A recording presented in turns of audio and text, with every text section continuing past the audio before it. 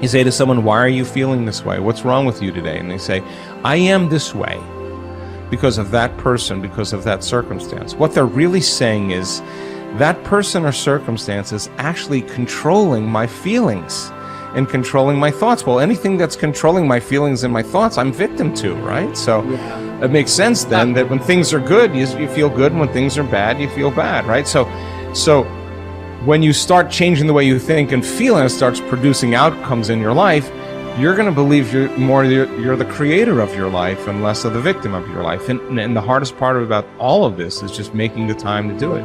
If you're not even peaceful, there is nothing in your life that you can do in a worthwhile way.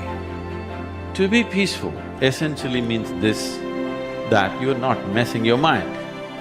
To be peaceful means that your system is at ease. You know how to conduct your mind, you know how to conduct your emotions, your body and your energies. You are peaceful. If you change the picture in your mind, you change the chemistry, you change the fate. So I'll give an example. If I have a picture of love in my mind, the brain releases complementary chemistry, dopamine, pleasure, oxytocin, bond with your loved one, growth hormone, which does exactly what it says. It enhances your growth, and that's why when people fall in love, the chemistry of the brain going into the blood, the culture medium, enhances vitality. People glow when they fall in love. People are healthy when they fall in love. That's not an accident, it's the chemistry of your culture medium. But now I say, but wait, what if I have a picture of fear? I go, oh, well, love chemistry doesn't come out when fear is in the picture. The brain releases stress hormones and factors that affect the immune system and growth of the system. And I go, oh my goodness. I say, why is it relevant? Changing my thought changes my chemistry. The chemistry adjusts my biology. So if I can control my thoughts, I can control the chemistry, and therefore I control the biology. So all possibilities already exist. You don't have to create the possibility. In fact, all you have to do is become aware that it exists. The moment you do that, you're changing the thought and you're producing a different frequency. Now, if the person is astute enough to feel the frequency of the thought in the quantum and not wait for the experience to happen, but the thought of abundance would produce the feeling of abundance. Tell guilt, shame, the past, I've changed my mind. I'm not living condemned.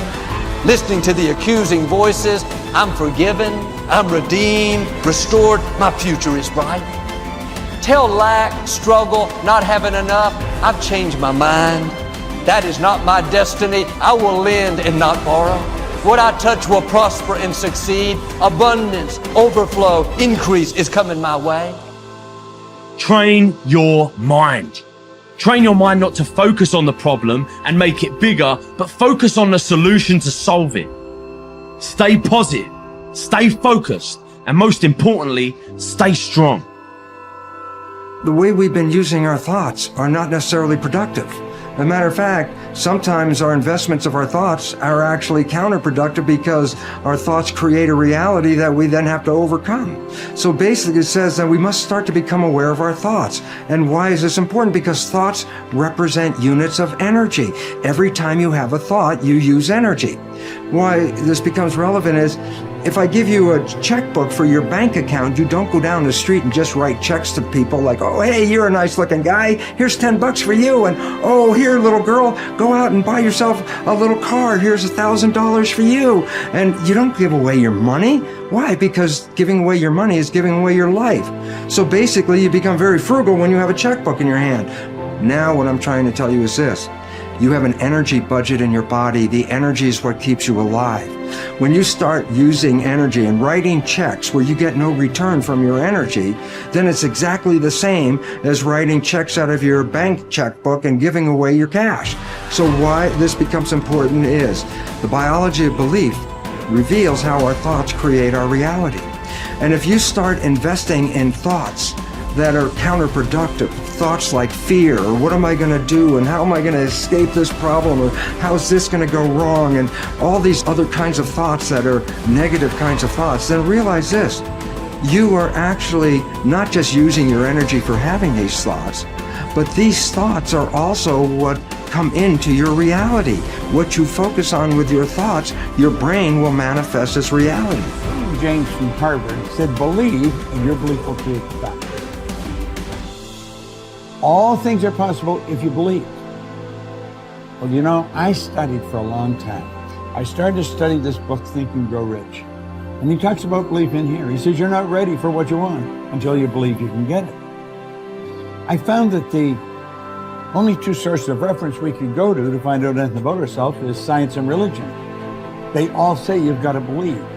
So I got figured out, how do you believe? How do you change a belief? Interesting subject, because I'm going to tell you something. Your results are nothing but the manifestation of your belief system. Well, our belief system, now listen carefully, is based upon our evaluation of something. And frequently when we reevaluate a situation, our belief about that situation will change. Let me repeat that. Our belief system is based upon our evaluation of something. Frequently, if we reevaluate a situation, our belief about it will change. I began reevaluating who I was. I started to study. I never stopped studying. And I found as I reevaluated, I had a much higher opinion of myself. I found out things about me that I would have never believed if you had told me. The power that's locked up within us, the marvelous system we've got. Do you know the blood circulates through your veins every 33 seconds, through hundreds of miles of passageway? Bang, just like that, clears all the food in and all the garbage out. Stop and think of the central nervous system. It's the most complex electrical system in the world. And you've got it. Think of your brain, an electronic switching station like that. You can change the vibration of yourself and everything around you. You have awesome powers. And it's all based on what you believe about you. Nothing is so embarrassing as watching someone do something that you said could not be done. People who embrace possibility thinking are capable of accomplishing tasks that seem impossible because they believe in solutions. When you believe you can do something difficult and you succeed, many doors open for you. Big thinkers are specialists in creating positive, forward-looking, optimistic pictures in their own minds and in the minds of others. If you embrace possibility thinking, your dreams will go from molehill to mountain size, and because you believe in possibilities, you put yourself in position to achieve them. The winners in life think constantly in terms of I can, I will, and I am. Losers, on the other hand, concentrate their waking thoughts on what they should have done or what they don't do. If you believe you can't do something, then it doesn't matter how hard you try, because you've already lost. If you believe you can do something, you have already won much of the battle. The first step in becoming a possibility thinker is to stop yourself from searching for and dwelling on what's wrong with any given situation. Sports psychologist Bob Rotella recounts, I tell people, if you don't want to get into positive thinking, that's okay. Just eliminate all the negative thoughts from your mind. Whatever's left will be fine.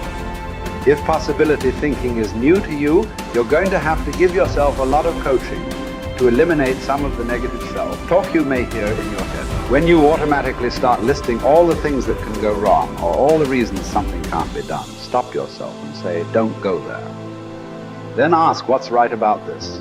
That will help to get you started.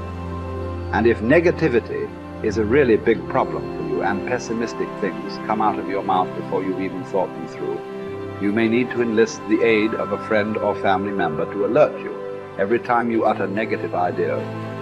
One of the best ways to cultivate a possibility mindset is to prompt yourself to dream one size bigger than you normally do. Let's face it, most people dream too small. They don't think big enough. Henry Curtis advises, make your plans as fantastic as you like, because 25 years from now they will seem mediocre.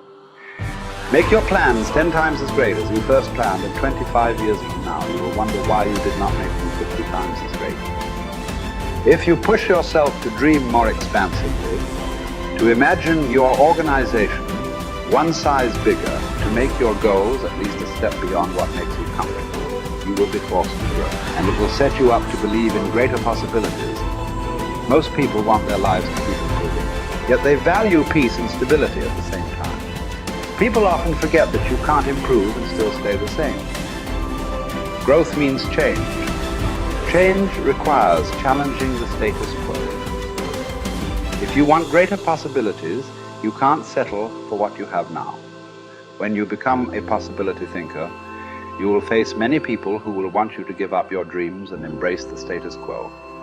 Achievers refuse to accept the status quo.